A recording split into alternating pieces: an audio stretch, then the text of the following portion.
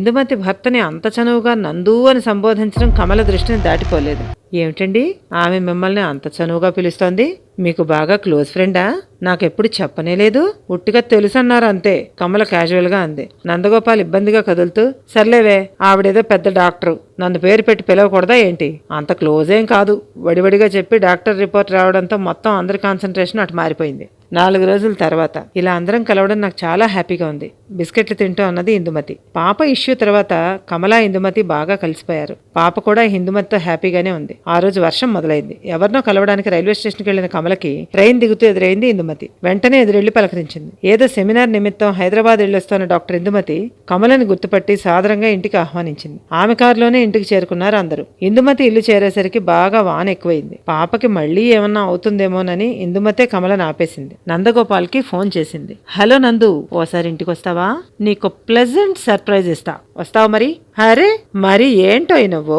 గలగలా నవ్వింది ఇందుమతి. వింటున్న కమలకి మతిపోయింది. ఇందుమతికి అతడికి మధ్య అంత చనువుందని ఊహించలేదు. ఓహో, రోజు గంటల తరబడి మాట్లాడితే లేంది ఇప్పుడెందుకో ముకుందం నవ్వుతోంది ఇందు. క్షణం తర్వాత కమలను చూస్తూ, సరే హాఫ్ అన్ అవర్లో ఇక్కడ ఉండాలి, ఓకేనా? కట్ చేసింది కమాండింగ్గా. ఏంటి కమల అంత ఆశ్చర్యపోతున్నారు? నేను నందు అని పిలుస్తాననా? ఏళ్ల తరబడి అదే అలవాటు. సారీ నెలల తరబడి కరెక్ట్ చేసుకుంది. అదే ఆయన మీరు ఇంత క్లోజ్ అని నాతో ఎప్పుడు అనలేదు డాక్టర్. కమల నొచ్చుకున్నది, కానీ బయటికి కనపడలేదు. అయితే మన నందు రియల్ హీరో అన్నమాట. చాలా దాచాడే నీతో, ఇందుమతి కవ్విస్తోంది. అదే నాకు అనిపిస్తోంది క్లుప్తంగా అన్నది కమల. రానివ్వు కమల, అడిగేద్దాం, ఇందులో తప్పే ఉంది. ఇందు చనువుగా అంది. డాక్టర్ మీరు ఆయన ఎక్కడ పరిచయం? కమల కుతూహలంగా అడిగింది. అది మీకు సారీ కమల, నీకు చెప్పలేదా అని అదో పెద్ద కథ కన్ను గీటుతోంది ఇందుమతి. అంత పెద్ద డాక్టర్ అయ్యుండి తమతో ఆమె అంత చనువుగా కలిసిపోవడం, పైగా నందు నందు అని తన భర్తని అధార్తిగా పిలవడం కమలకి అస్సలు మింగుడు పడ్డం లేదు. పాప వీడియో గేమ్ ఆడుకుంటోంది. లక్ష్మి అందరికి టీ పట్రా, అలాగే తింటానికి కూడా, నందు కూడా వస్తున్నాళ్లే, వంట మనిషికి కేకేసింది ఇందుమతి. అంటే తన భర్త నందగోపాల్ తరచుగా ఇంటికి అతిథి. తడబడింది కమల. అరే ఇంత చొరవ స్నేహం ఉందని చెప్తే తనమేమైనా అనుకుంటుందా? ఇదేనా తను అర్థం చేసుకున్నది? లోలోన బాధ కలిగింది. నమస్తే డాక్టర్. నందగోపాల్ అక్కడ కమలను చూసి కంగు తిన్నాడు. కమల భర్తనే చూస్తోంది. హాయ్, వెల్కమ్ నందు. ఇవాళ మేమిద్దరం రైల్వే స్టేషన్లో కలిసిపోయాం, మరెందుకని ఇంటికి తీసుకొచ్చాను.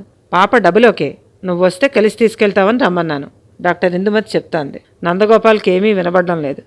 అంటే తనకి ఇందుమతికి ఉన్న స్నేహం ఇంత త్వరగా కమలకు చెప్పాల్సి వస్తుంది అనుకోలేదు. తప్పనిసరిగా టీ తాగి భార్యని పాపని తీసుకుని ఇంటికి బయలుదేరాడు. దారిలో ఇద్దరు పెద్దగా ఏం మాట్లాడుకోలేదు. భార్యాభర్తలిద్దరూ ఎవరి ఆలోచనల్లో వాళ్ళున్నారు. ఇల్లు రాగానే మౌనంగా వాళ్ళని దింపేసి తన ఆఫీసులో పనుందని మళ్లీ బయలుదేరాడు. ఆ కంగారులో టీపాయ్ మీద మర్చిపోయాడు నందగోపాల్ పర్సనల్ సెల్ ఫోన్. ఆ రోజు ఈదురుగాలి బాగా వీస్తోంది. విపరీతమైన గాలి, కరెంటు పోయింది. నందగోపాల్ ఏదో ప్లాన్ తాలూకు పేపర్స్ స్టడీ చేసుకుంటున్నాడు. కమల రాత్రి భోజనం కోసం చపాతీలు తయారు చేస్తోంది. డాక్టర్ ఇందుమతి ఇంటికి వెళ్ళిన రోజు తర్వాత భార్యాభర్తలిద్దరికీ పెద్దగా మాటలు లేవు. దాదాపు నిశ్శబ్దంగానే ఉంటున్నారు ఇద్దరు. కమల కూడా గంభీరంగానే ఉంటుంది. ల్యాండ్ ఫోన్ రింగ్ అయింది, అవుతూనే ఉంది. ఎక్స్టెన్షన్ అటెండ్ చేశాడు నందగోపాల్. ఓ 5 నిమిషాలు మాట్లాడాడు. కిచెన్లోంచి కమలకి వద్దన్నా వినబడతాయి. గొంతు బాగా తగ్గించి మాట్లాడసాగాడు. సరే నేను మళ్ళీ మాట్లాడతా, పెట్టేశాడు. ఇందుమతేనా? కమల సూటిగా అడిగింది. వానజల్లు కిటికీ అద్దాన్ని విసురుగా కొడుతోంది. స్టన్ అయిపోయాడు. అయినా పైకి తేలలేదు. మగాడిగా అవును, నార్మల్గా ఉండడానికి ప్రయత్నిస్తూ అన్నాడు. రమ్మనకపోయారా అన్నది. ఎక్కడికే విసుగ్గా అడిగాడు. అదే తను రెస్టారెంట్కి వెళ్దాం అందుగా, అంతవరకు ఎందుకో మన ఇంటికే రమ్మనకపోయారా అంటున్నాను స్పష్టంగా అన్నది. నీకేమైనా మతిపోయిందా? ఆవిడెక్కడా మనమెక్కడా? మన ఇంటికి పిలుస్తానంటున్నావా అన్నాడు. కమల నిశితంగా చూసింది. ఆ చూపులు ధాటికి నందగోపాల్ తలదించుకున్నాడు. ఏమంటున్నావే సర్దుకుంటూ అన్నాడు. అర్థం కాకపోవడానికి నేనేమన్నా అరబ్బీ భాషలో మాట్లాడేనా? మళ్లీ గుచ్చుకున్నాయి కమల చూపులు. సర్లే వంట అయిందా నిర్లక్ష్యంగా అడిగాడు. అదే అవ్వాలి కదా. ఏంటి కమల ఏదేదో అంటున్నావు? గదిలోంచి బయటికి వెళ్ళబోయాడు. కమల అతడి ఎదురుగా వచ్చి చేతిని దారి కడ్డు పెడుతూ, నాకు తెలుసు అన్నది స్థిమితంగా. ఏంటే నీకు తెలుసు? తప్పుకో ఫాస్ట్గా అన్నాడు. ఎందుకలా ఉలిక్కిపడతారు? ఇందుమతిగా మీరంటే చాలా ఇష్టం. ఆమె చాలా రకాలుగా ఆ ఇష్టాన్ని సిన్సియర్గా చెప్తోంది. ఆమెలో నిజాయితీ ఉంది. మీరు మాత్రం అర్థం కానట్టుగా ఉంటారే అంది విసురుగా. నీకేం పిచ్చెక్కిందా? ఆ ఇందుమతికి ఏ ఫీలింగ్ ఉంటే నాకేం పనే? పైగా ఆమె ఎక్కడా మనం ఎక్కడా? ఇష్టమేమిటి? తడబాటం దాచుకుంటూ అన్నాడు. చిత్రంగా భర్త వైపు చూసింది కమల. మీకు ఇందుమతికి 11 నెలల స్నేహం. మీరంటే ఆవిడికి ప్రాణం. ఆమె మిమ్మల్ని చాలా ప్రేమగా చూస్తోంది. క్షణం ఆగింది కమల. చూస్తే గొంతు పొడారిపోతుండగా అడిగాడు నందగోపాల్. మీరు ఇంకేం చెప్పకండి. ఆవిడికి దేశంలో ఇంతమంది ఉండగా మీరే నచ్చారంటే ఏమిటి అర్థం? ఆమె మనస్ఫూర్తిగా మిమ్మల్నే కోరుకుంటోంది. కోరుకుంటే నన్నేం చేయమంటావు? విసురుగా అడిగాడు.